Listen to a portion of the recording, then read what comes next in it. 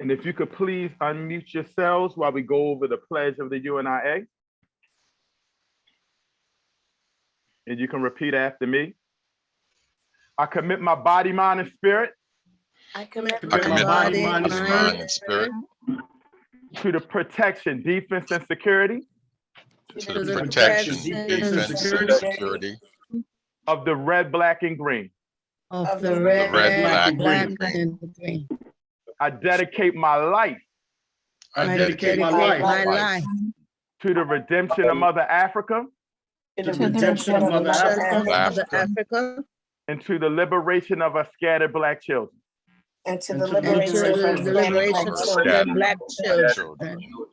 I accept for myself and my descendants I accept for myself myself and and my my descendants the teachings of universal African nationalism the and teachings the teachings of the universal national African nationalism, and promise that our children will be instilled and promise that our children will be instilled with the purpose and knowledge of themselves with the purpose and knowledge knowledge of of themselves themselves as African people as African people, in order that the cause of our struggle in order that the cause of our struggle will neither falter nor fail will neither falter nor fail until all Black people are free and united.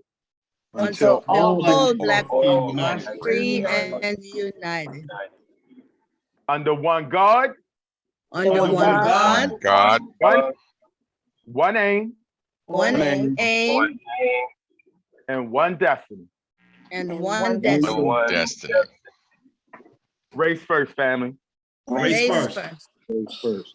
Before I introduce our speaker for today, I just wanted to go over some business for the our Baltimore division. I just wanted to go over some old news. We did have our elections, and that is official now. I'm currently the president. We have on the line our ambassador at large, Sister Charlene Rock Foster, our lady president, Narcissa Davis. We have our first vice on, Brother James Richardson, our second vice, which is Brother Frank Shaw. We have our division secretary, Brother Bruce. Let me see who if I'm missing anybody. That looks like all we have for right now. And we also have, and he will be our guest speaker, the UNIA Surgeon General, Dr. James Mcintosh. So we're blessed to have him speak today. I just wanted to just go over a little bit of local news real quick. Just a reminder for all our division officers, we are working with Division 421 this Tuesday. We have a local officers training. I believe we just went over the lesson propaganda. And we want to follow up later on this week with our recruiting program that was phenomenal, that our brother Cameron just gave us. I sent our last meeting on Brother Cameron to the President General, Michael Duncan, the Honorable President. And so he does have it. Before we go over, and I just wanted to go over some real news real quick. Sister Charlene, if you didn't mind, I know you wanted to talk about some important legislation items that have been impacting Black people. Are you there, Sister Charlene? I'm here. You can go ahead. Okay, I won't be long because most of this is going to be in an email I'm sent to you. But the Maryland General Assembly legislation session has started already, and they're reading off some bills. There's some bills that are being introduced right now, but I'm just going to highlight 4 at the moment because we talk about over 200 bills. And my intent is like every 2 weeks to rule out some bills that's being introduced so that we can make a determination how we need to move. All right, the first one is that as of July 23rd, and that's going to be put to a vote, that individuals in the state of Maryland over the age of 21 may use and possess cannabis. That's a big deal because we know that, historically that those that use cannabis or sell it are criminalized and they look like us.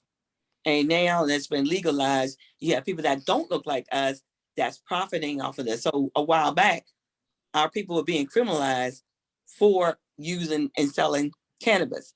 Now you have somebody that don't look like us and they're making money off it. So they're trying to equalize this. So that's House Bill 1. And State Bill 53, and some of you may not even know this, that when a child is taken into custody, they were being interrogated without parents present, parents or guardian. And that's mostly Black children that was happening to. So State Bill 53 is going to require law enforcement that takes a child into custody, and if they were charging a child with a criminal violation, to provide reasonable notice to the child's parents, guardian, or custodian. And that's being introduced. Also, State Bill 309 is the local review board to add more civilians to the accountability board for what's soon to be Baltimore City's local control of its own police department. That got passed last year, where Baltimore City can have full control of its department. But one of the things that was being discussed is to ensure that you had more civilians on the accountability board. Everyday civilians, we're not talking about just retired police officers or of that nature, but people like you and me who would give insight and also hold these officers accountable. That's why. And also, make sure I got everything together. And the last one, this is around dirt bike riding. And there was a bill, House Bill 77, permitting a person from committing motor vehicle offenses related to operating a dirt bike. And those who violate that rule is being fined $1,000 or imprisonment. And we know that here in the city, dirt bike riding is something that youths do. There is an organization, B360, that has been instrumental in ensuring that there's a space for dirt bike riders to come together and do something positive with it. And they're pushing back against this particular legislation. And that's House Bill 77. So I know I ran through all of this kind of quickly because I know that we have some things we need to do, but that's 4 I wanted to kind of push out there and make sure that we are aware of it.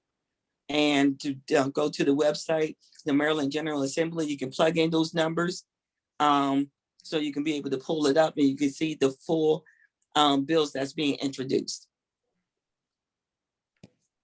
Awesome, Sister Charlene. That was it? Yeah, that's it. And anybody have any questions? I know that, like I said, it's kind of quick, but I know that we have a full packed agenda today. Yes, what I'll do is I'll add that into our newsletter I'm gonna send out, and I'll also put it on our website so that way people can get the information and it's less stressful as well. And like I said, I will forward you the email. I'm gonna drop the link to the Maryland General Assembly, and I'm also gonna forward directly for you to distribute to everybody else, because I don't have the full list of people that should be on, and we know we got new people on, so I want to make sure that they're included. Awesome, awesome. Thank you so much, Sister Charlene. Quite Also, shout out to our Sergeant at Arms, Brother Anthony Ainsworth, who just made it on. I wanted to make sure I acknowledge all of our local officers. I wanted to keep on with the new news so we can introduce our speaker for the day. Just remember that we have some, Lady Prez, you wanted to say something? No, I didn't. Oh, okay. No, I didn't have anything to say. I don't know. Okay. Okay. Today? All right. Right now? Hold on one second. All right, there we go. Sorry about that. I wanted to let somebody in. Just wanted to let you guys know we're going to be working on some fundraisers for our division and also for the international headquarters. So we haven't given up on that. And Thursday, if anybody can join in with me, we do have the Baltimore City partner interest meeting. That will help us a lot as far as our food drives and trying to get a Baltimore City link, because we definitely want to make sure that we recruit more of our, that we hand out food to more of our own people. So we definitely on that.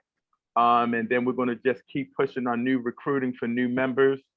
And also, just a reminder, after our meeting, orientation is at 5 p.m. So that's pretty much all I had to say. Again, I'll get all that information out, but I just definitely wanted to get into introducing our guest speaker of the day. As you guys know, our Baltimore division is named after two powerful people, Hannibal Barca, the great general, and also one of our greatest scholars, Dr. John Henry Clarke. And our Surgeon General of the UNIA, Dr. James Mcintosh, did a phenomenal presentation a couple of weeks ago, and I just wanted him to come back on, educate us a lot on Dr. Clarke, and also just educate us on some other things that's going on with him and the UNIA. So, Dr. Mcintosh, are you there, my brother? Yes, sir. Thank you Yes, so sir, much brother. for joining us. Make sure that I put on. Did you need to share your screen or anything? Yes, I do.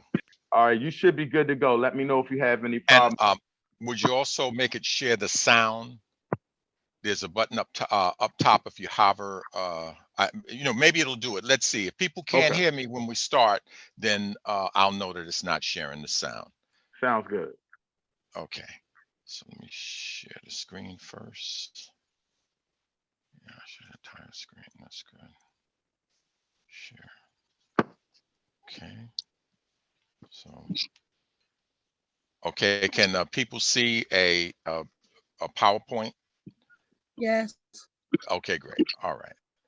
So first of all, I just want to say, President Everett Winchester, thank you so much for inviting me. I'm very happy to speak to the Baltimore division. It's an honor for me, and I'm going to do the best I can to tell you about Professor Clarke. A friend of mine warned me many years ago, Sister Betty Dobson. We're co-chairs of an organization called CEMOTAP. She's the secretary at the Board for the Education of People of African Ancestry, which is housed at John Henry Clarke House. And she told me, she said, every time you go and speak before a large audience, remember that there might be 2 or 3 people out there who know as much as you do about your subject. So, don't get arrogant. I think this is one of the times where she might be wrong, because since this division is called the Barca-Clarke division, it's probably not only 2 or 3 people, it's probably a dozen people or so that may know more about Professor Clarke than me. But I'm still going to do my best to tell you what I know about Professor Clarke from my perspective. So the first thing I just want to tell you that my point, what I'm going to try to do is tell you 12 lessons from Professor Clarke and Dr. Marcus Garvey. Now, some people might say, why do you call him Dr. Marcus Garvey? Well, I covered that in a presentation I did at the convention a couple of years ago. And basically, the reason I call him Dr. Garvey is because Dr. Garvey was a psychiatrist for our people. He addressed all of the areas of mental disturbance, and he used all the tools that any physician would use. In fact, he came here to consult with a physician who, again, wasn't known as a physician. That was Booker T. Washington. What Booker T. Washington had done was to create a institution that was teaching our people to be self-reliant, to do for themselves, to even not just to build a building, but to make the bricks that went into the building. And most people went for the sort of subterfuge that Booker T used, which people would call Toming. But he wasn't Toming because he was sick. He was Toming strategically, to the extent that you would say he was Toming. But the proof of it is that there was a man named Dixon who wrote a book called The Klansman. That book called The Klansman was the basis of the movie The Birth of a Nation. And that movie and that book, they pretty much sparked the resurgence of the Klan in the early 19 teens, culminating with the Red Summer of 1919. And that guy Dixon, arch racist, he wrote a column in which although the whole world was thinking that Booker T. Washington was being subservient, he went down and he said, hey, this man is not teaching black people to serve the white man. This black man is pretty much, he said, this guy is up to something. And of course, a person who recognized that and recognized the value of what he was doing was the Honorable Marcus Garvey, who came over with this mission in his mind to consult with this other psychiatrist. So I did that presentation and I went into detail. Now I'm just going to start with today and let's see what we can get done. I'm going to show you a slide here. This basically shows you some of the major parts of the mental status examination, which is what doctors use in order to kind of evaluate the way that a person is functioning mentally. And Marcus Garvey did the same thing. And he saw that we had problems with our appearance. We basically were ashamed of our lips. We were ashamed of our skin color. And he changed the idea of being ashamed of your skin color to making it a badge of honor. He looked at our behavior. We bought from everybody else. We didn't do commerce with ourselves. We didn't build the types of things that we should do for our independence. And he looked at our memories, the fact that we had amnesis, as in the word amnesia. We forgot our great past. We didn't know of the time back when Europeans were in caves and we had great empires. He looked at the fact that we had hypernesis, that we had all types of foolishness in our minds. If I said to you 2 all beef patties, special sauce, pickles, onions, lettuce, cheese, I think most of you would know what follows that. The fact that you remember that uh, uh, is the fact that you have something occupying valuable brain cells. If sometimes you can't remember somebody's name or you can't remember some historical, it's because foolishness is occupying our brain cells. The types of things they teach us to know, which is Kanye West's girlfriend and that kind of stuff.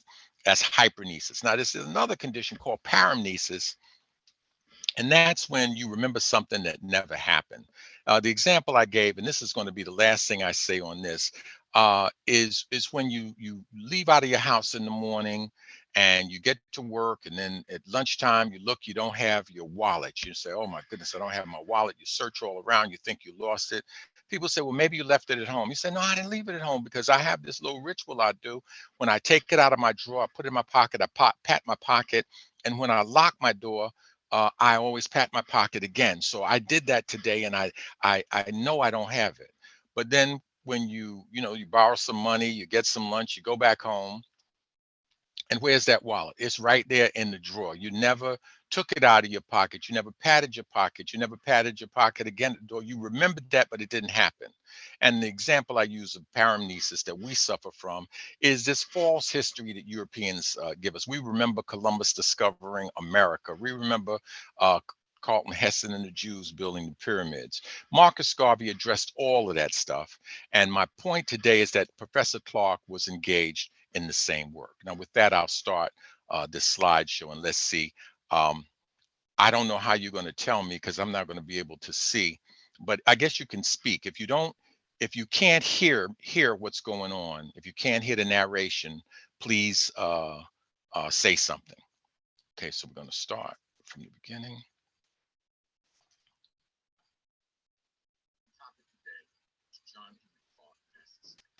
Can everybody hear this? I can hear it. It's a little low, but I can hear it. Okay, let me stop it.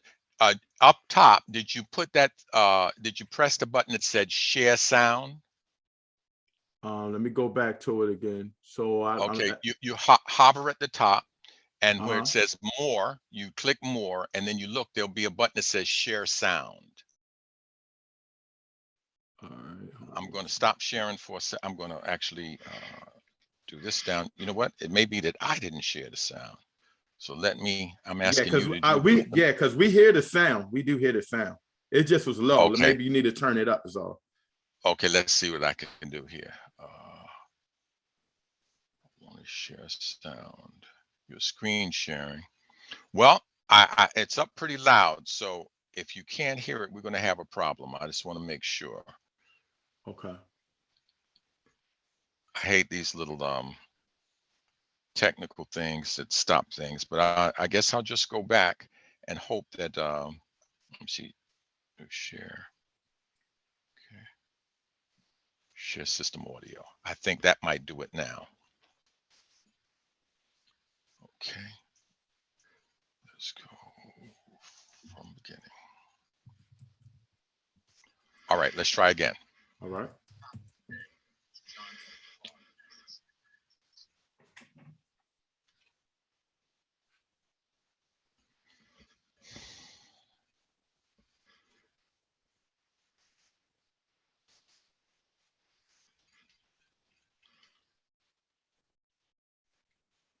Cannot hear.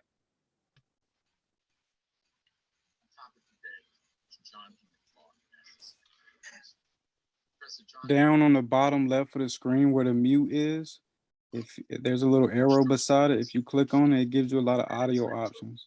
That might help. Influenced every aspect of my life. Okay. I should have planned for this. So you That's all right. You basically good, Dr. Mcintosh. You good. You weren't hearing the sound in the We hear it. It's just PowerPoint. real low. It's real It's very low. faint. That's not going to work. Okay. I want people to be able to hear what's happening. You're sharing the sound on your end. I'm sharing it on my end. So I'm going to have to wing it. I'm going to have to just. Maybe you could play it externally, like through your phone or something, and just turn it up louder so we can hear it through your microphone. That's a great idea too. I think I'll just go ahead and I'm going to take this as a sign that I should not play it that way. All right. Okay, so here we go. Okay. Basically, Dr. Mack, you know, yes, sir. you have the Yes, sound up. With You have the sound up on the computer and the film itself. Make sure that you have both up. This is not a film. This is a PowerPoint. So I don't know where I would change the sound on the PowerPoint. Again, it sounds. Oh, you know what? Maybe if I take my headphones.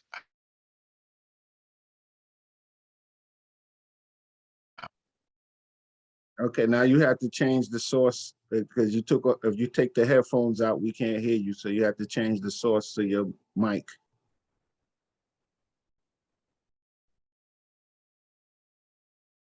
You're speaking and we can't hear you, Baba. Okay, here we go. There you go. How about now? You can hear me now, right? Yes. Okay, so audio options, same as system. Yeah, I'm not using a headphone anymore. Same as system, okay. And I'm going to share it. And I'm going to share I don't know if there's any other place to share sound. So you'll have to let me know again. If it doesn't work, I'm going to abandon it. Okay, let's see. The topic today. Sounding low to me now.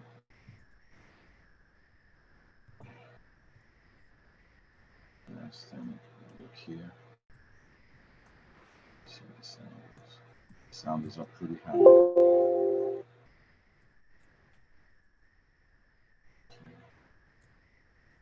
They look like they really. But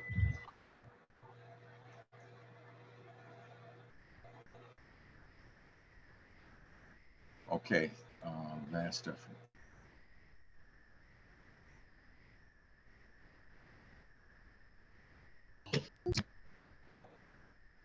that was on. I want to tell it to play it through the entire program. Brother Asakuli, can you see my screen? We see you right now, but You I don't see see me? the screen share. Okay, so let's try it again.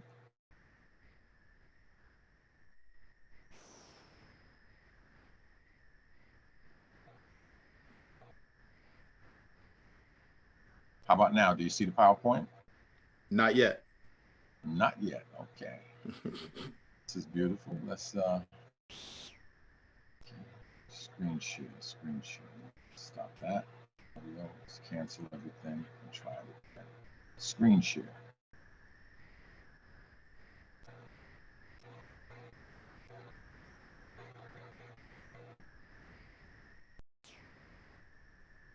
Okay, now we can see your screen. Yep.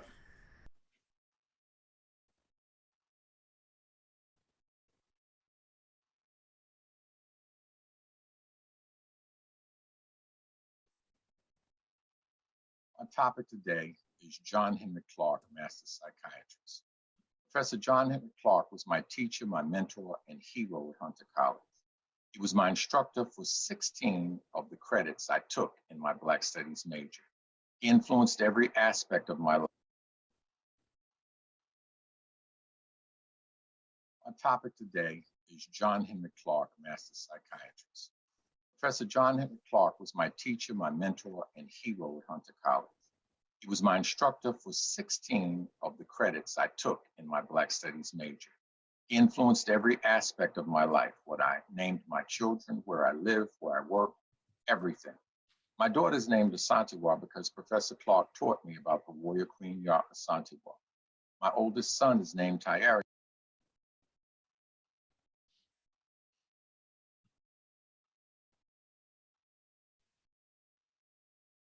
You were hearing Dr. Mcintosh.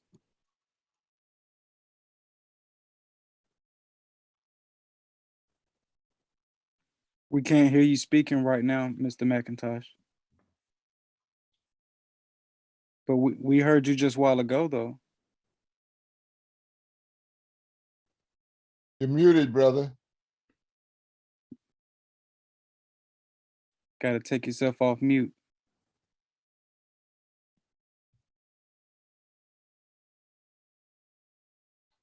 Unfortunately, we still can't hear you. Hold on, I'm gonna try to hit the ask him to unmute. So here now. No, he's not muted.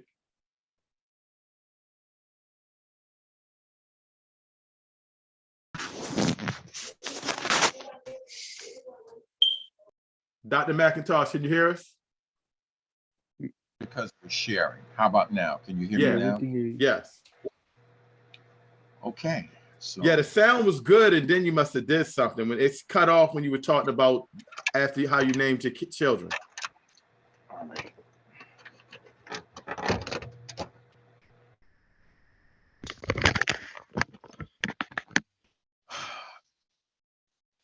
It looks like something's with the audio. Can you hear me now? Yes. All right. So we're going to give it one last time. I'm not going to try to play the audio in the PowerPoint. I'm just going to share the video in the PowerPoint. Okay. And I'll just talk through the PowerPoint. So let's go here. All right. You can hear me now, right? Yes, sir. Okay. So we start from the beginning. I think I went over this before. I'm really going to. No, I don't want this. I want this. Stop it. Okay, so our topic today is John Henry Clarke and Dr. Marcus Scarvey, master psychiatrist. I told you a few minutes ago that these brothers, they addressed all of the topics that a psychiatrist addresses. They looked at our appearance, the fact that we were ashamed of our appearances, our skin color, our lips, our bodies, and basically both John Henry Clarke and Marcus Garvey went about the work of changing it from a badge of shame to a badge of honor. They worked on our memories by helping us to remember our great past, also getting rid of some of the things that we were remembering that weren't true, things like Columbus discovering America and Carlton Heston and the Jews building the pyramids and those things. And they worked on those things. And these things all work to help our self-image and to move us forward. And there were many similarities between Mr. Garvey and John Henry Clarke. In my own life, I pointed out my son. I named him after Malefi Asante. I named my first daughter, my first son and my daughter after Ya Asantewa, who, you know, Professor Clarke had taught me had led the Ashanti in the last of between 9 and 11 wars they waged against European imperialism. And I named my son Tyari my oldest son, Tyeri. That was my youngest son, Malefi, and my oldest son, Tyeri, after Tyeri Cassell and Tyeri Kabili. And mainly because Tyeri means prepared, which John Henry Clarke always told us we need to have nation building skills, the type that Booker T. Washington tried to instill in us and the type that Mr. Garvey told us we should have. I became a major in Black Studies. I switched my major from math to Black Studies, and mainly that was because of Professor Clarke. I, when I became a doctor, I asked him where I should do residency. Most people go through a thing called a match. I only applied to one hospital, Harlem Hospital, because Professor Clarke told me to. The bottom line was that he affected where I lived, who I married, my whole world view, what I named my children, and that sort of thing. One day, Professor Clarke surprised me. I worked in the department office, and I realized at a certain point that I was getting an education like people do who are like honors students at Howard or something. I mean, at Harvard, I was going to say, because they have that system where, you know, they have seminars. These people don't even go. And, you know, for us who worked in the department, we were able to talk to the greatest Black minds in academia by just hanging around the department office, you know, and these people talked to us and encouraged us. And one day, Professor Clarke surprised me because there were some heavy people there. You know, there were people who I didn't know who Professor Clarke was.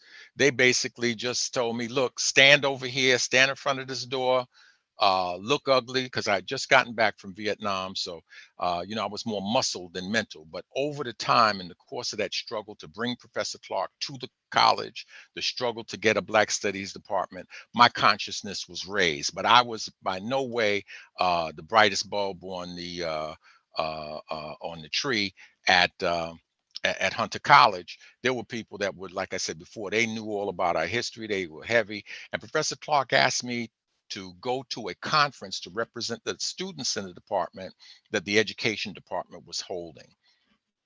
And what he was doing was he's expressed a confidence in me that I actually didn't even have in myself at that particular time. And we know that what Professor Clarke was doing was what Marcus Garvey was doing. Marcus Garvey said, if you have no confidence in yourself, you're twice defeated in the race of life. He also said, with confidence, you've won before you started. So when we got up to this conference, I mean, I was like amazed at these people, the kind of racist things they were saying. And by this time, you know, I pretty much I had learned a little bit. And that process had been starting even before that, but I was now in a heightened kind of a state. And I didn't want to embarrass Professor Clarke, you know, so I just stayed quiet as these people were saying all these things at the conference, and I just let him handle everything. And then the last day of the conference, they asked, they put together a panel that had to be broadcast, and it was at the plenary session. And Professor Clarke, you know, he turned to me while I was on the panel because they were filming us. He said, "Boy, you can't sit up here for 3 days and don't say anything." So I said, Professor Clarke, I didn't want to embarrass you. You know, I don't want to say anything. He said, look, you won't embarrass me. Just go ahead. And he let me know I could cut loose. So as the conference went on, my confidence certainly, once Professor Clarke told me that I could unloose, was really high, because I had seen Professor Clarke. When Professor Clarke came to Hunter College, he had a GED and a year and a half of college at City College. That was his education. But that's it. That was his so-called formal education. But in terms of his self-education, because he was an autodidact, you know, he had read everything in all kinds of areas. We saw him. We used to go and, you know, we'd invade the faculty council and stuff in our demonstrations. And one time Professor Clarke came with us, and it was over an issue, an academic issue. And we saw him destroy the entire faculty council. He told Romance language teachers what they didn't know about literature. They didn't know about Spanish literature and French literature and Russian literature. He bombarded them with Pushkin. He told the math teachers what they didn't know about the origin of math. And I mean, it was something. Uh, he told them about Pushkin. Well, this is right here. This is the Dumas family. You know, they had several generations of great people, all the way from an Olympic fencer to earlier general who was with Napoleon, and of course the writers of the romances and writer of the adventure. Most people don't know it's two Damases who did those things, Andre and Alexander. So we had seen that sort of thing before. We'd seen Dr. Clarke destroy them. He bombarded them, bombarded them with material out of stolen legacy, stuff about the pyramids. And once he told me I could start, I had only like 2 Black Studies courses at that point, but I found that I could do the same thing Professor Clarke had done at the Faculty Council because of how powerful self-knowledge is, how powerful our African history is. So it was like I had a machine gun. I was mowing these racists down, so on and so forth. At a certain point, they put some of the big guns on me. A couple of the people came out, and one of them told me, he said, "You are arrogant, you're arrogant." And it just surprised me that I was able to beat these professors in this debate with the Black Studies that we had. And so, and it wasn't so much what Professor Clarke taught us, it was how he taught us to think. He taught us to be critical thinkers. So when this guy with a thick Germanic accent called me arrogant, I had remembered that he had used the phrase red China earlier. I said, "You're calling me arrogant when you use the phrase red China, calling the People's Republic of China, China, and the little tiny island of Taiwan, China." I said, "That's like calling the United States red United States and Manhattan the United States." I looked at Professor Clarke was smiling, you know, and so they just started firing and firing, and Professor Clarke then at that point just took over. He took a straight razor out of his pocket, you know, not a real straight razor, y'all. This is a metaphor, right? He took a straight razor and slit every opposing throat in the place. Um, when I looked around, everybody was smiling. The people were smiling. I looked at Professor Clarke, and instead of him being upset by me going off on these people, he was smiling like a bear that had taught his cub to hunt. And so Professor Clarke and Marcus Garvey, I call them doctor, they were master psychiatrists. It was Clarke who introduced me to the works of Ani, Wilson, Welsing, um, all of the people you see here, Asante, Naim Akbar, Leopold Sedar Senghor, which a lot of people don't know, he wrote a paper called African Personality. The Honorable Elijah Muhammad, everybody, all of the mind workers that we've had in our community. Kobe Cambone, Wade Noble, um, Maulana, excuse me, Maulana Karinga, all of them. So what's going on? Somebody needs to mute. I took care of it. Keep going, Dr. McIntosh. All right. Okay, so you know, I just took this picture to compare Imhotep to show you the similarities, even though this wasn't done contemporaneously with Imhotep. But Professor Clarke was our Imhotep. He called Imhotep the world's first multi-genius, and you know, Sir William Osler, the father of North American medicine, called Imhotep the first figure of a physician to stand out from the mists of antiquity. Professor Clarke taught us all that type of stuff. So with that out of the way now I'll begin my subject in earnest, which I'm going to tell you about a particular debate that he had with Cornel West. And in that debate, it was basically a debate between nationalism and whatever it is that Cornel West says that he is. I can't remember it. I try as hard as I can. My brain won't do it. But he used words like socialist and Christian and rational and all this type of stuff. And he tried to battle with Professor Clarke. The debate started with Professor Clarke. What was notable, I should say, about this debate was that Professor Clarke used all types of psychological terminology. He used words like ego. He used words like character for personality. He talked about issues such as object constancy without using the word. He talked about defense mechanisms, all kinds of psychological terminology he showed a familiarity with, and a familiarity with the great works that Black people had written about psychiatry. This is one of my favorite titles, see, Even the Rat Was White. This is a history of psychology by Guthrie. But anyway, in that debate, Professor Clarke used all kinds of things, even tactics and techniques that are used in psychotherapy. Professor Clarke would use whatever it takes. And then by the end of the debate, Professor Clarke actually went to the extreme and used what I would call is shock therapy.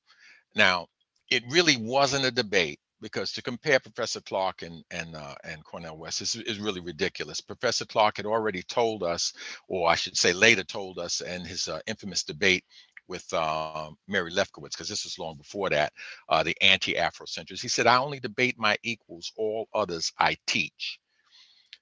So Professor Clarke began and then this would be specifically, I think, interesting to the people in Baltimore. You can find that debate on YouTube, but he starts off doing what only he can do.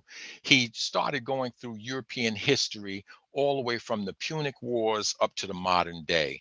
And what he showed was that Europeans always were involved in just trying to use up as much of the world's resources as they could, and that us poor Africans were always relating to them without really a knowledge that we were dealing with a particular character. That, you know, in other words, it didn't matter whether you were dealing with the Germans in Tanganyika, or Togo, or if you were dealing with the French in Senegal, or any of the, or in Senegal or Guinea, or if you were dealing with the English in the so-called Gold Coast, or you were dealing with the French in Ivory Coast, or you were dealing with a particular type of or way of thinking that Bobby Wright characterized as a psychopathic racial personality.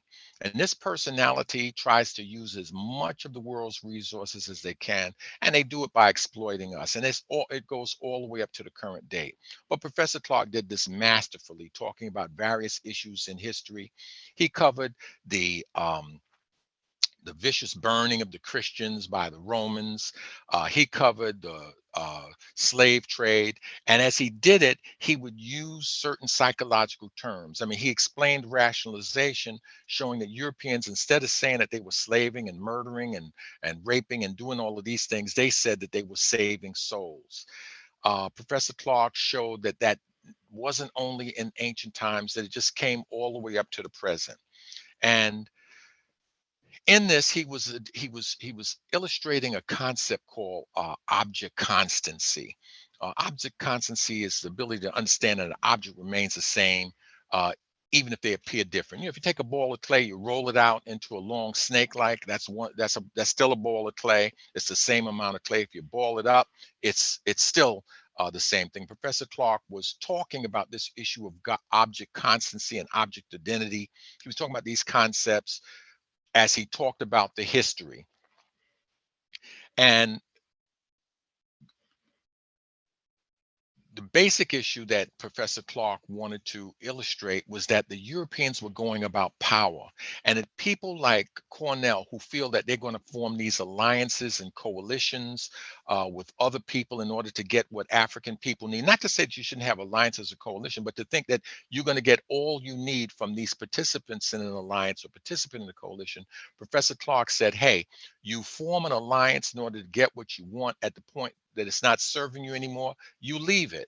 And with respect to that whole issue of joining with other people and this sort of thing, Professor Clarke showed that the European was still a European, and that the African, that we operated with people in this naive way, in which, you know, in Southwest Africa, we thought that when one group of oppressors left out, that the Germans were our liberators, the Germans were going to save us. And that didn't, you know, obviously that didn't happen. They brutalized African people worse than the ones before them. Some of us thought that you leave Christianity, you go to Islam, that the Arabs were going to say, and obviously that didn't happen. Professor Clarke said that it was our people operated as if they were they were involved in a sick fantasy, and they didn't have any sense of power, that no other people is going to plan your destiny and plan power for you. And he didn't say that he didn't direct his stuff directly at Cornel West. He didn't say you're one of those types of people, but it was very clear in the debate that he was defining Cornel West as one of those type of people. And he had things to base it on. I think some of you know of these things, that the ADL did this books on papers on anti-Semitism, and calling Professor Clarke and this sort, like basically kind of divide nationalists off as being anti-Semitic and these other people as something else. And Professor Clarke really refuted them tremendously in this article called Black Demagogues, and it's a response or a dissenting view. And in it, he told you what he thought of this type of thinking. And in this debate, Professor Clarke is doing these things as the debate is going on. You see that Professor Clarke's patient was our people in general, this specific audience, and Cornel West. He's actually doing therapy on Cornel West as he went through it. He didn't say these things in the debate, but this is to show you what Professor Clarke really thought of these folks. He called Professor Gates and other conservatives the crawling dogs to this new design to continue European world dominance. He said Cornel West and other Black conservatives use beautiful words, sometimes to say nothing, sometimes to say what has already been said, and sometimes to say what is not in debate. They display their ignorance of European history and history in general. So by the time the debate is over, Cornel is trying to butter Clarke up. He says these things. I wish I had the exact words for you as I had them in the, but I'll do the best that I can. He pretty much said that, Professor Clarke, a lot of people don't realize the struggle he went through, the brook of fire that he went through, and how he had to grapple with all types of reasoning and thought, how he had to grapple with issues of gender and race, and how he had to go through Marx and all, Professor Clarke had gone through all those things. And then he tried to throw up Professor Clarke's socialist past on him. When I say not that Professor Clarke was always a socialist, but he tried to throw up the fact that Professor Clarke had been in the Young Communist League or something like that, or like had some associates with them. But Professor Clarke denied ever being a member of the Communist Party. And Professor Clarke had to explain that he had, that there were things that they explained, and they gave him a kind of a method of analysis and this sort of thing, but that his idea of from each according to their abilities and to each according to their needs was something that he had developed from coming from Union Springs, Alabama. He gave the example of how his father had one week made $18 when usually he made $14, and then lectured Professor Clarke. He does this during debate. He says and lectured me that, if you work hard, you can get this. And he said he had already seen that there's some people who hardly did any work and they had a lot, and yet our people worked hard and didn't have anything. And that this was the basis of his ideas on African communalism. This was the basis of it, not the communists. And he points out that he had the communists kicked him out of their circle when he began to use their method of analysis on them, which is what I told you, Professor Clarke. The biggest thing he did for us was to teach us how to be critical thinkers. He would use the writings of Count Arthur Volney. He would use the writings of Manetho. He would use the writings of Breasted and Basil Davidson and these other Europeans to basically prove the facts he wanted to use to elevate and uplift our people in African history. So Cornel West, this technique that he was using actually was by not attacking Cornel West directly and by trying to give him insight, he was exhibiting respect towards another African man. But Cornel West, instead of doing what is supposed to happen in a therapeutic alliance, you're supposed to, the therapist is supposed to take the healthy part of his brain and impart some information to the healthy part of the patient's brain. And then together, the two of them work against the unhealthy part of the patient's brain. But Cornell tried to flip the script and try to make Clarke go along with the things he was saying. And it was at that point that Professor Clarke, I believe, decided to invoke shock therapy. He said to West, he said, look, he said, yeah, the communists did certain things for me. He said, and I've loved all kinds of people. I've known all kinds of people. He said, but first and foremost, I am for African people, that I am for my own people. And he basically just let Cornell West know that he was race first. Now, at that particular point, Cornel West tried to do some sort of rationalization. He said, well, you could be, people could be more or less for themselves or for certain things, but that doesn't mean that they are that it's going to be nationhood. It doesn't mean that you're going to want nationhood. And at that point, Professor Clarke decided to do the shock therapy, because what he did was he said something which revealed to everybody what it was that propelled West's feet and mouth. He said to him, he said, you wouldn't say that to an Israeli. I mean, it was like a bomb when he dropped that on Cornel West. And if you don't think Cornel West felt the shock, you look at the debate, because the next 4 words out of Cornel West's mouth were I, studded in rapid succession. I. It was like he had stepped on Granville Wood's 3rd rail, and he never saw Dr. Clarke slip the electrodes on. John Henry Clarke, master psychiatrist. Now, the things I say about Clarke are also true about Garvey, and I'll try to illustrate that a little bit. Professor Clarke believed that African history and Black studies was redemptive for African people and probably for all people. In other words, he thought by teaching everybody the truth, it could make things a little better. Not that you were going to change another person's personality, but you can divide the enemy by having some of them that have some knowledge of the truth. And so he taught anybody. You can see that if he taught he wasn't debating with Lefkowitz. If he taught Lefkowitz, he would teach anybody. And she changed her tune during that debate. Marcus Garvey believed the same thing. Marcus Garvey said if 400 million Negroes can only get to know themselves, to know that in them is a sovereign power, is an authority that is absolute, then in the next 24 hours, we would have a new race. We would have a nation and empire resurrected. So he believed that the knowledge, that self-knowledge is redemptive. These were the techniques of these great psychiatrists for our people.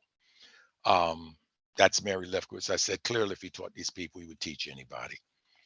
Garvey also taught anybody. He has, people could come to the meeting, but they had to remain as guests. They weren't going to come in there and start telling us what to do. But Ho Chi Minh was one of the people who had come through UNIA meetings. Now, some of you may not even know who Ho Chi Minh was, but he was the leader of a group called the Viet Minh. It was like MINH. These are the people who fought against the French. The French dominated Vietnam, a small country, in Asia, and they defeated the French at a battle called Dien Bien Phu. And the level of commitment was so high, they described people taking a satchel with explosives on it and diving on the barbed wire to blow it up so that their comrades could run through and defeat the French. Anyway, he defeated the French, and then he had to fight the United States. And the United States thought they were going to win, as they had all of these bombers and had all of this munitions. But as we all know, eventually the United States had to leave, and Ho Chi Minh had a free country. And he basically acknowledged Garvey by writing a pamphlet called The Black Race, in which he said the same things that Garvey said about the things that had happened to Black people. And it is believed and widely known that he was that he received some of his education from the UNIA. Not that Garvey was looking for other people. Garvey's focus was on us, just as Professor Clarke's focus was on us. But at the same time, you can tell anybody the truth is going to have a powerful impact on anybody. Professor Clarke was a bibliophile. He loved to read, collect, edit, and write books. That's the Schomburg Library on the left. That's Arthur Schomburg. Clarke always would call him a Puerto Rican of African ancestry with a German name. Early in Clarke's life, he came to New York basically because he had read a paper by Schomburg called "The Negro Finds His Past," and he came and wanted Schomburg to teach him all of African history all at once in a second. And Schomburg put him on the road to learning all history first. These are the same kinds of things that Mr. Garvey talked about, being wide in your reading and to read. About reading, Mr. Garvey said a reading man and woman is a ready man and woman, but a writing man and woman is exact. And you can see the types of things, how productive he was with respect to his writings. And also he told us to use every spare minute you have in reading. He said, read through at least one book every week. He said, after 5 years, you will have read over 250 books, and you're going to be very different from a person who did not. In that respect, he was a bibliophile also. Professor Clarke was a scholar and a historian and a debater. And, he came through a rigorous thing. That's why it was nothing for him to wipe out the Harlem History Club. It was nothing for him to wipe out the faculty council at Hunter College. He had come through a place where, you had to have your facts straight when you came to that Harlem History Club. You come in there and you say something, you're going to be challenged, you're going to be debated. And he was with the top people of that era. I was.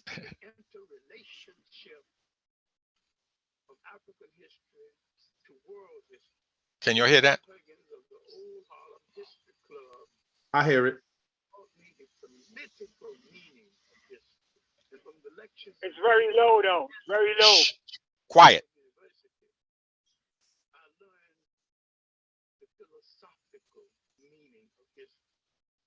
It was very short. That's why this, even if it was low, you could get from it. But he was telling you, those people in the Harlem History Club, this is why Professor Clarke was so tough. He could hit you with the philosophy of the history. He could hit you with the politics of the history, and he could hit you with just plain history straightforward. So if you see him in a debate, Professor Clarke was prepared by a university that educated people above the ceiling of the Europeans' knowledge. The faculty council at Harlem at Hunter College was no match for Professor Clarke. And eventually he became the chairman of the department. Which you pretty much had to have a doctorate to even work there. But by the time he had finished, he showed them that their doctorate, they could take it and make toilet paper out of it.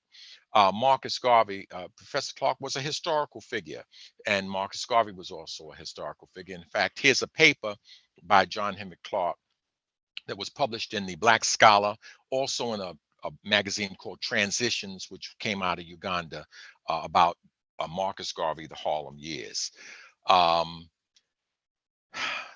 Again, same thing. You can see Ivan Van Sertima, Dr. Ben.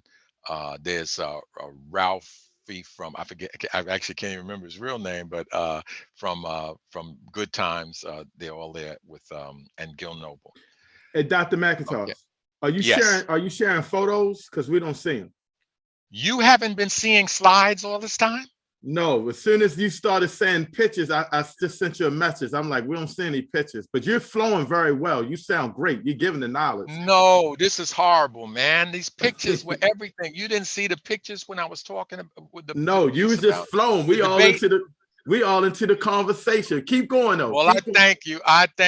But no, you got to see these. You got to see these pictures. This is insane. You were just doing a great job flowing. Okay, well, I'm gonna still try to. I'm almost finished. I'm actually, I'd say 3 minutes left. But I gotta show you. I gotta show you these slides. No, you must see the slides if you can. I knew you couldn't hear it, but I didn't know you couldn't see it. No, that just disappeared. You're flowing very well. Did you hit screen share? Okay. Yes, yes, brother. Thank you. There we Okay. go. So let's just see if you can see the slides. Can you see the slides? Okay, Yes, we we good see to it go. now. You can see them now. Okay. So what I'm going to do Yeah. is I'm not going to, do but I'm going to show you what was being shown. And then Okay. when we get to that, and then I'll end up. Okay. So we'll do slideshow from the beginning. Okay. Okay. So this is when I was talking about Santiwa and Malefi. These were Tayari Casal. You didn't see the pictures of Tayari Casals, the martial artist. This is terrible. Oh, These yeah. are these are modern Black studies majors. That's okay. That's Marcus Garvey, the things he said about confidence. This is when I was saying I was being quiet up there. These are the things Professor Clarke hit the faculty council with. Again, that's when I had a machine gun and I was, and this is showing you the comparison of Red China. And that's when Professor thought, so y'all weren't laughing at anything. And when I thought that straight razor would make y'all laugh. Okay. And that's when he was beaming like a bear that had taught his cub to hunt. These are all the mine workers that I talked about right here, MIND workers. And that's a picture of Imhotep. Even when I said the picture of Imhotep, I'm surprised you didn't. Okay. And this is, these are the things, I don't know, like I said before, what Cornel West is talking about and when he defines himself this way. And of course, that's when Professor Clarke had to do shock therapy on him. And then I said he used these psychological concepts like ego. And it just has a little thing. A man asked Lord Buddha, I want happiness. Lord Buddha said, first remove I, that's ego. Then remove want, that's desire. Now you are left with only happiness. And you can see those, you see that hair texture for the Buddha up there, okay? All right, this is the book. I mentioned even the book, Only the Rat Was White, all of these things. And nobody, when I said this is the Mary Lefkowitz, okay, this was when he was talking about the Punic Wars. That's a chart showing you how much of the world's consumption they use, Americans use, how much of the world's resources, I should say. This was the burning of the Christians. These are some of the things they did to us during and after slavery. These are concepts that's Wade Noble. That's your boy. And these are the things I see. If you don't see, I mean, I want to show you in writing. These are the things that Professor Clarke said. I'm not saying anything, but he didn't say that to him during the debate. During the debate, he was respectful of him. You know what I'm trying to say? He respected him as an African man. He tried to improve him, tried to develop him, tried to give him therapy, but he was resistant to the therapy. And so we're back. We're almost caught up. I think that's Ho Chi Minh. That's Arthur Schomburg and his wife. That's the Schomburg Library, the old Schomburg Library. These are the things Marcus Garvey said about reading and writing. I don't want to play that again. That was Professor Clarke showing you the different streams or the different people that taught him different things about history. That's the journal. Again, Harlem History Club. Now Marcus Garvey was the same way.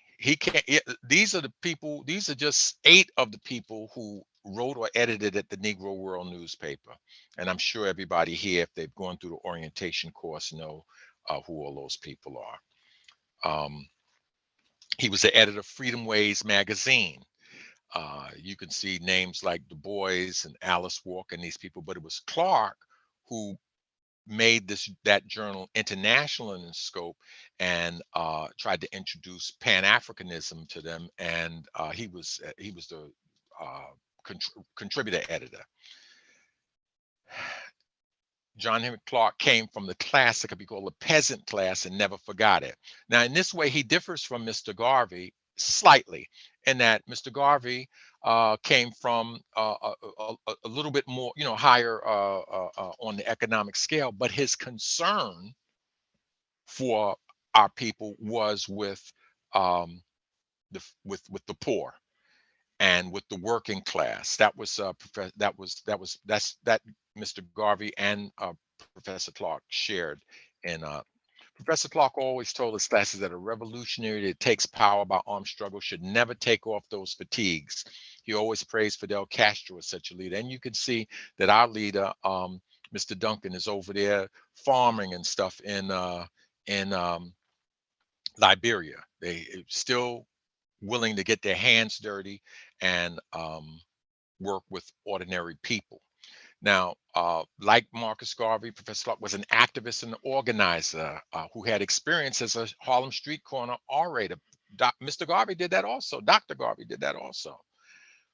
That store you see behind there was Michaud's bookstore. You may have heard of it, those of you who have never been in New York. This is the new Schomburg. This was a big center. So when they built this big center, this was Professor Clarke this shows you he was an intellectual warrior, and I call it the Battle of the Schomburg, because Professor Clarke alerted the community that the Schomburg was trying to get a white archivist, and we took to the streets. Harlem Hospital is directly across from there, and we waged war with them. I remember one night we did a demonstration 2 o'clock in the morning at the house of this guy, Robert Morris, out in the suburbs. He was out in the quiet white suburbs. All of a sudden he looks out there and there's 50 black people picketing him against him again. And he didn't he didn't hold that job, not for a second. And ultimately people had to make sacrifices. Preston Wilcox of AFRAM and Charles Barron, at that time he was of the National Black United Front. He had been in the Black Panthers before that. Now he's an assemblyman here in New York. They were arrested in those demonstrations, and Professor Clarke was the driving force, the Battle of the Schomburg. Professor Clarke was an institution builder, okay? He founded the African Heritage Studies Association in 1969 with some help of some people like Dr. Jeffries, Henry Turner, Asa Hilliard, and all of those. He also in 1950 formed the Harlem Writers Guild, where people sharpened up their writing skills. And he was a co-founder of that with John Oliver Killens. This African Heritage Association had to be formed because these people were involved with United States intelligence and the military and that sort of stuff. So they split off from them and formed our own, you know what I mean? Instead of being in this white dominated African Studies Association, they formed the African Heritage Association. This is a page, actually it's on top, one page is on top of the other, but it's okay. This is a front page of a journal that we did at Clarke House. We've done more than one. You see the ancestors around, all around. Dedan Kimathi down in the bottom right-hand corner. And these are some of our political prisoners. All right, some of them have been released recently. Jalil Muntaqim was released. Some have passed, Chip Fitzgerald. That's Mutulu Shakur and Jamil Abdullah Alameen. And people here we should always be concerned about our political prisoners, and Professor Clarke was.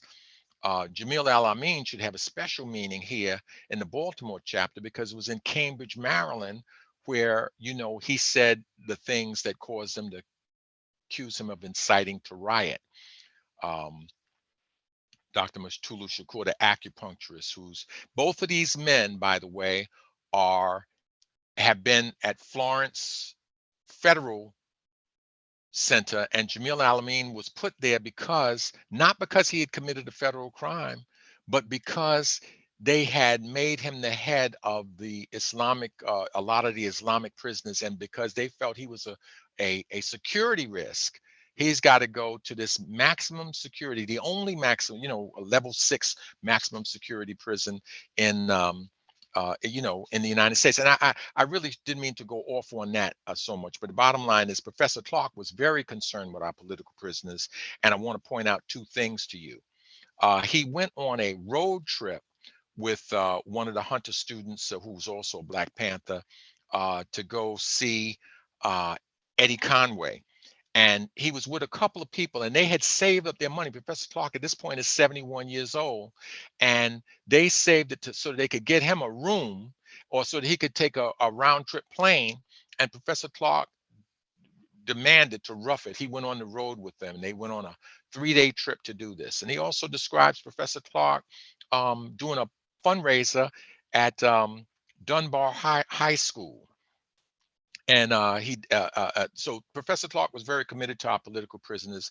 And those were some of the things that I wanted. Those are the facts. I had 12 of them, but you know, it was hard for me to keep up with the slide thing not going well. But those are things that I think were similar to about Professor Clarke and Mr. Garvey. And you know, Mr. Garvey himself was a political prisoner. And every government, including our government, we want to be involved with the struggle to free our political prisoners.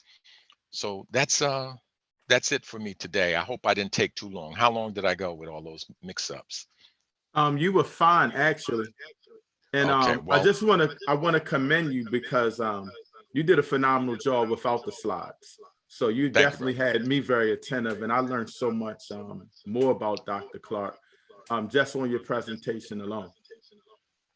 Okay, well, thank you, brother. Believe me, I think it would have been, I thought it would be a little better with those slides, and I sure feel bad that you weren't able to see them, because some of them would have made you laugh at the moment that I said them. You know, in the sequence of the talk, it would have made you laugh. The straight razor, I think, would have made you laugh. Nevertheless,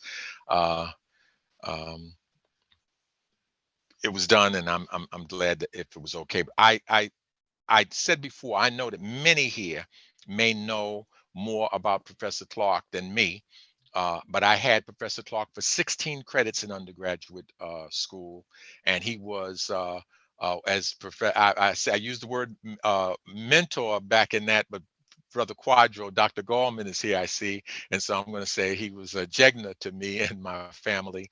And you know, as I said before, I named my children based on things that Professor Clarke either taught me or and my youngest son is named after him, Henrik. But I didn't know at that time that Professor Clarke had changed his name. His name was really John Henry Clarke, with no E on the K after the K on Clarke, and no K at the at the end of Henry with a Y. But he, you know, he was enamored with progressive things as a youth, you know what I mean, and he thought that Henrik Ibsen's stuff in his play, The Doll's House, and those things, he thought he was, and so he named himself Henrik at that stage of his life. But at the end of his life, Professor Clarke was race first all the way. So I don't know what you want to do from here, brother. I'm good, but I brought, Awesome.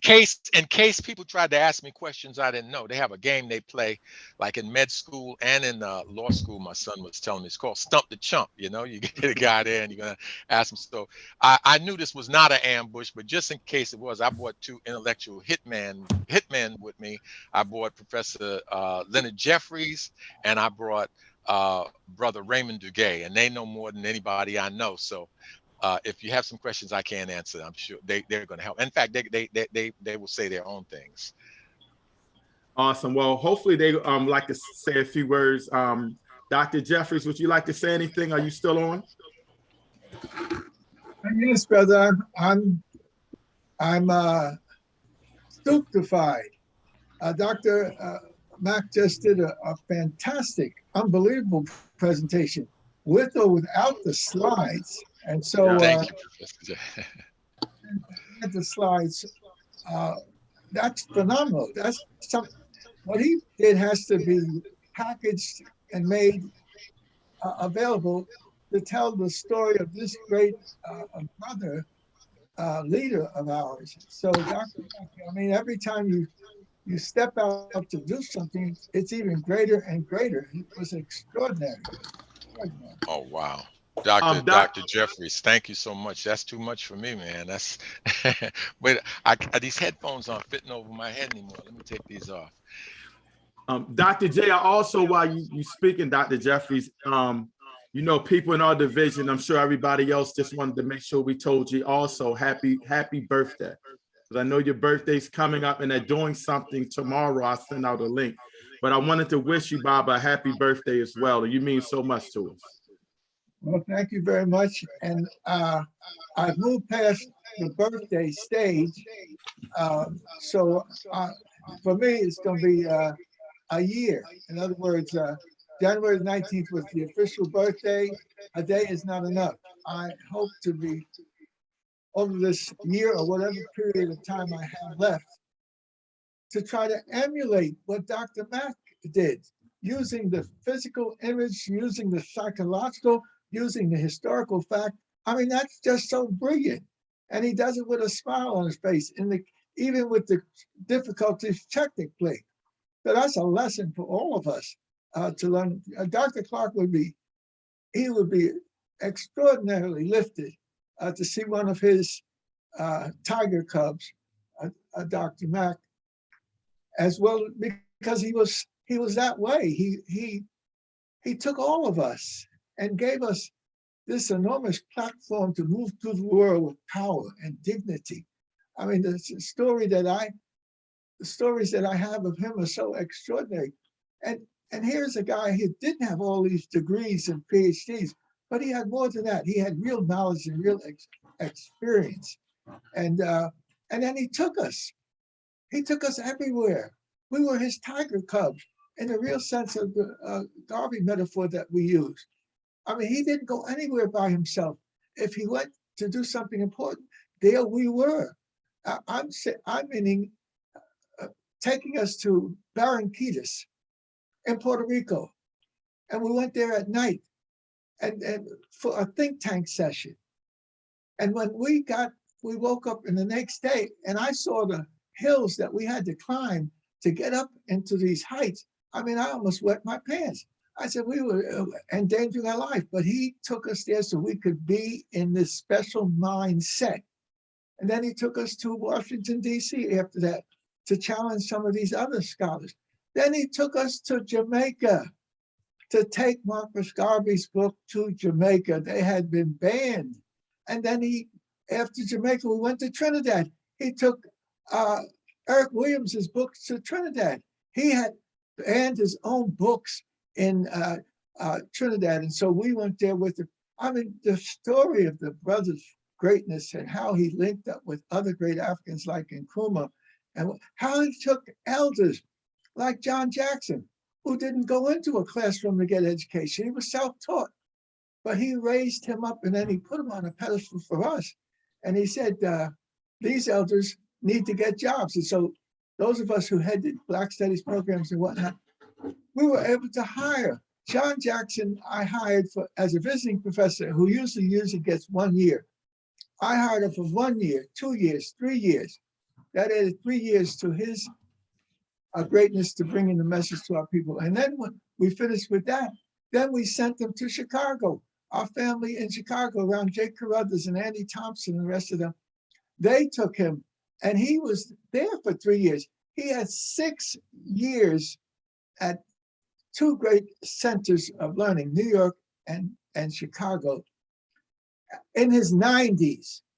And that's what Dr. Clarke set up. But our stories of how we struggled to put that truth out there is amazing.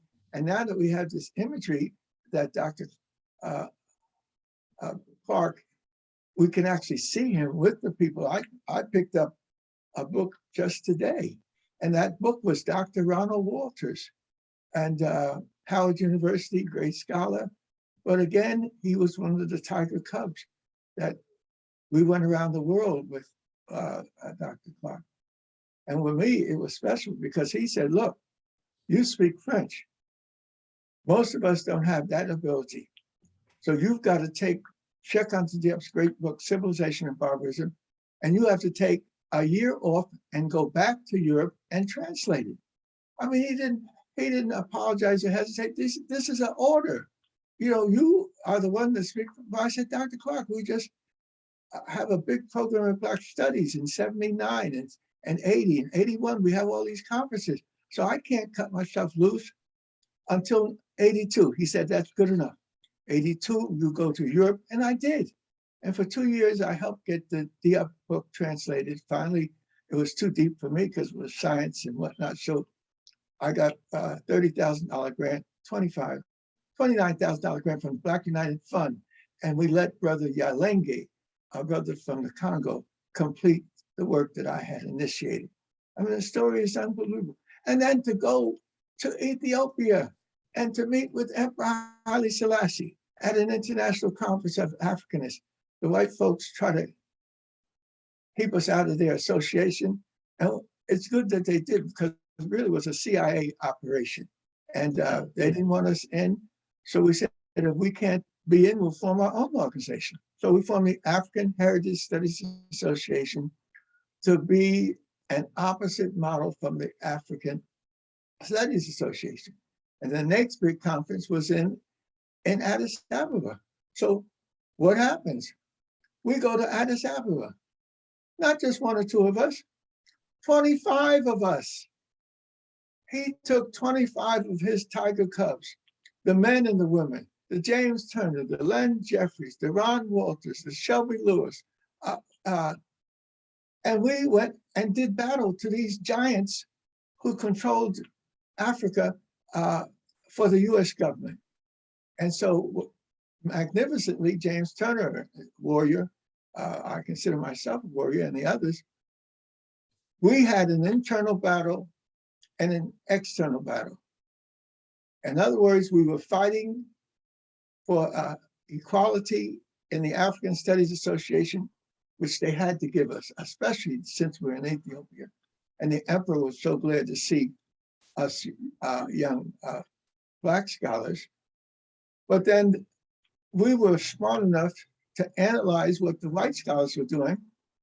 And some of them took the trip, not a serious struggle for the African history, but they took it for personal affairs. And one of the leaders of the whole process, one of the white scholars, significant scholar, he was having an affair at the time of the conference in the hills over Addis. And of course, we knew what he was about. We kept a track of these guys. And so we can't put in place our strategy. We let him have his affair. And at the time he was having it, we went into the conference and we said, this is what we need to do. This is what we need to do. And we took the mantle off of this European American scholar and put the mantle of heading all Africanists on Dr. John Henry Clarke. And he wore that mantle for 20 years. Philip Curtin was screwing up and screwing, and we went and screwed him by taking the mantle off of him and putting it on Dr. John Henry Clarke. That's happened. That's history that nobody really understands or appreciates.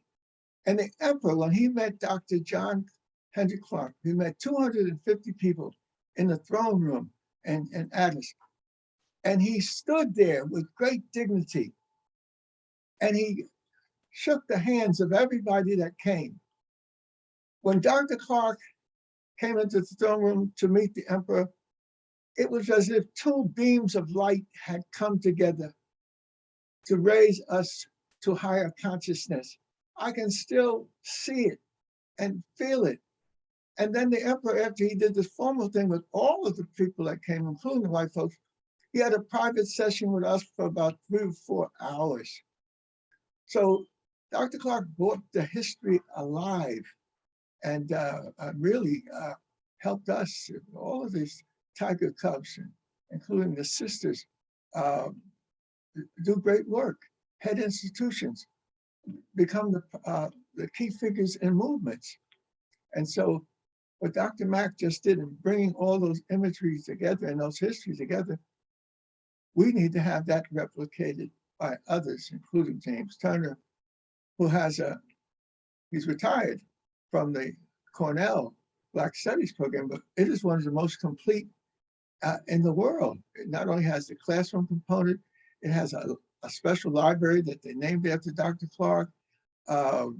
They have special tutoring for the students. They have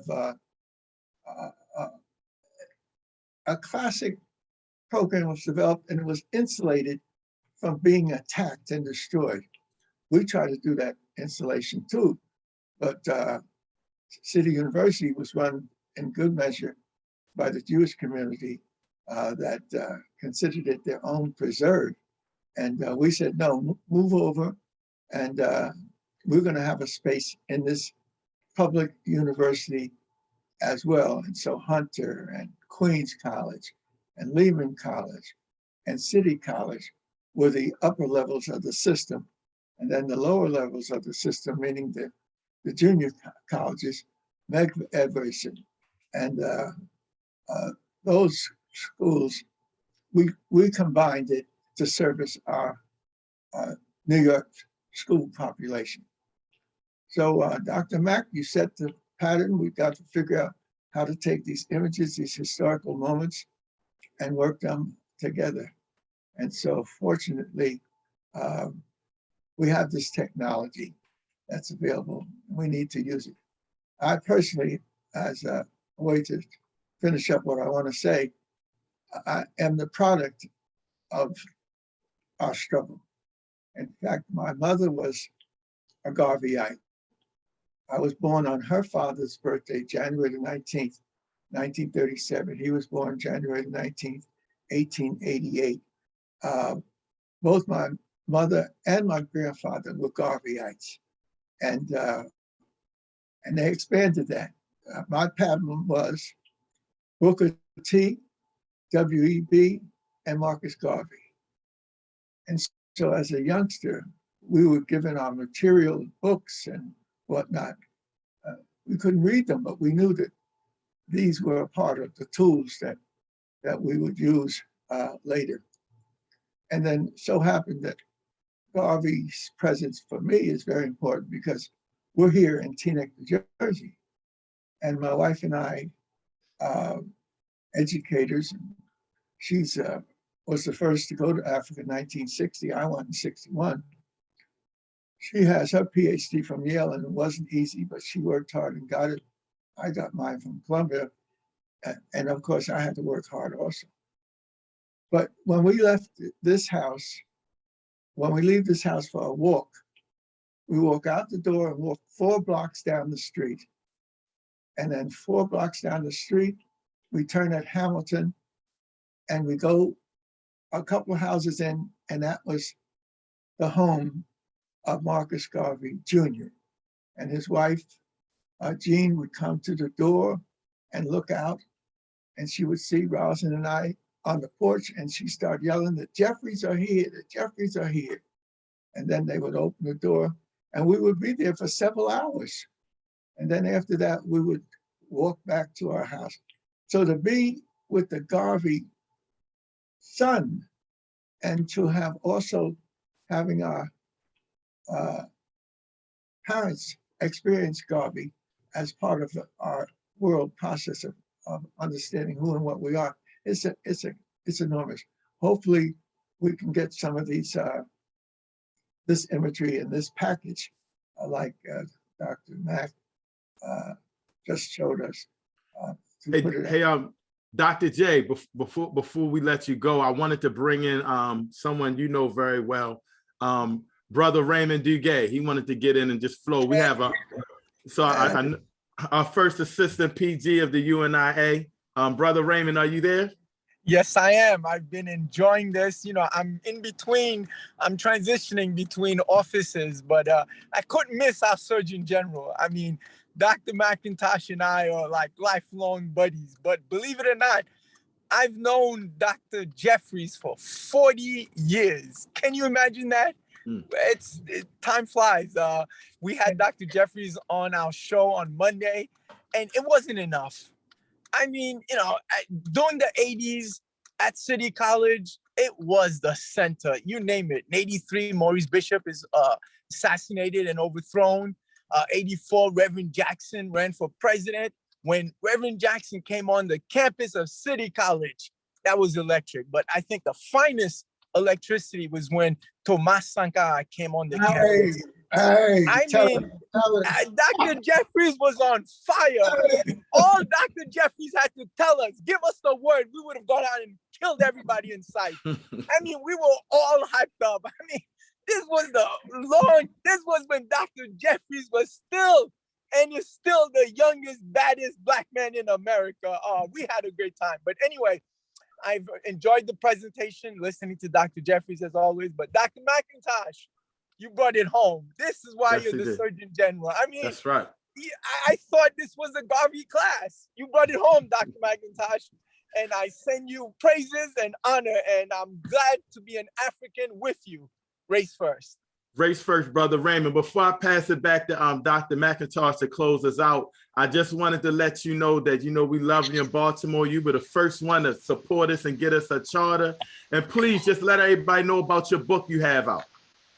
Yes, it's called The Black Skin is a Badge of Honor. But before then, it's a mark of shame that's canceled.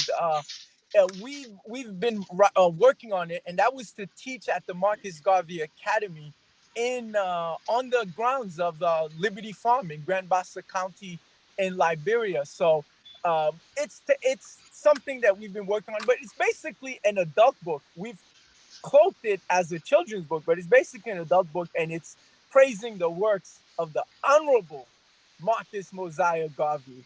And the second book is actually in production now. So we'll be putting them out, curriculum. And, one day, maybe we'll even get Dr. Mcintosh to write the UNIA medical book. Okay. Thank you, Dr. Mcintosh. It's all yours. Thank you, good brother. Listen, I just want to thank everybody. I want to thank my two backups. Dr. J, I couldn't come into new territory, without having some backups. So I appreciate you and Brother Raymond. But I knew that nobody could ask me anything that the two of you wouldn't know also. And then I see my brother Quadro Gorman here. I'm covered 100%. Yes. But I really enjoyed it. Everybody here said such nice things in the chat.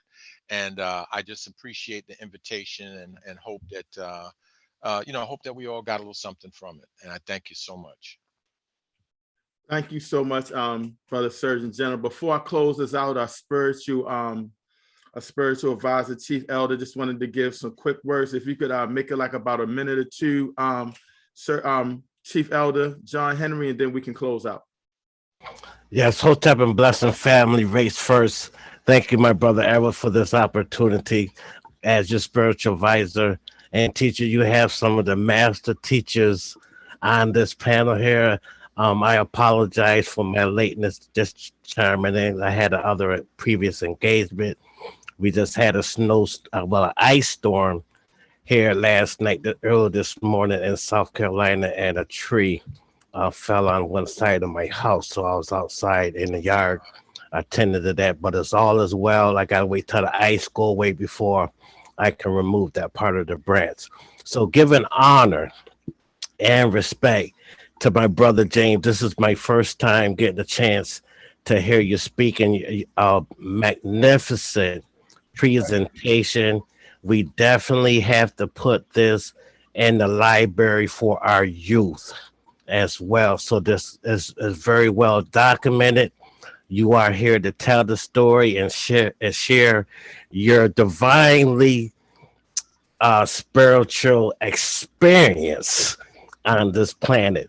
And also to my master spiritual teacher, Dr. Leonard Jeffries, I had an opportunity to be on his celebration the other day and say a few words as well. So I'm not going to be long-winded. I just want to go ahead and give the spirits of our ancestors and the blessings to this panel and to around the world. Hotep and blessings, sending out positive energy for healing and spiritual growth and protection to each one that's on this panel and around the world at this time. Ashe, Ashe, Asheo. Race first. Race first, Chief Elder. Race first. And also I wanted to give a shout out to Brother Quado. I was in your master class. Actually, I was in the master class with Brother Anthony Browder, and you came on and was talking about your book, Sankofa University, Brother Bernie. And I actually got into your master class. So I just wanted to give you a shout out. And you guys are really uplifting and educating us all. And all we're trying to do in Baltimore is just give back the love to you guys. And Dr. J, look around. I sent you a plaque. I asked Brother Charles, he said he didn't see it, but if you do see the plaque, we sent you a plaque from our division, the UNIA, because we love you so much. So hopefully you receive that. And Fantastic. Thank you. Not a problem, Dr. J. And on that note, everybody, we're going to close out. Please, if you're not a member of the UNIA, I can only tell you, man, this is my love and this is my family. I love everybody in all our divisions. And if you really want to be close to Marcus Garvey and understand his philosophies, definitely get at us. You know, we started this thing with the flag, the government and everything, and it's so powerful, and I love you all. So if you guys could unmute yourself and repeat after me, please, as we close out.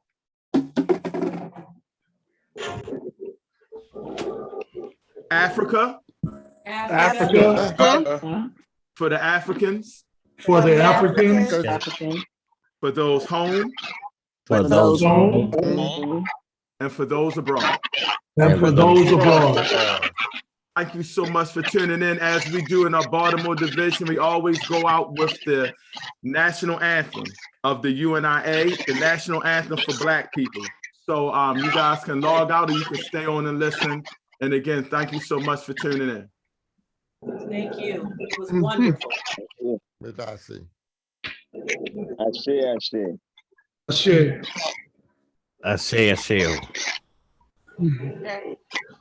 Thanks again, Brother Everett. Race first.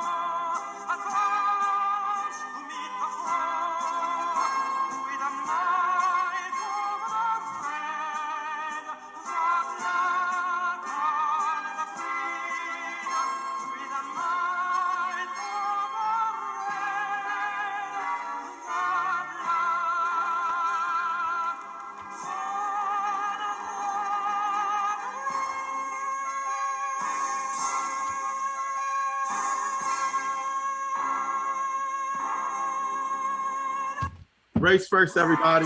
Peace and blessings. Race first. Race first, brother. Race first. Race first. Race first. Race first. Race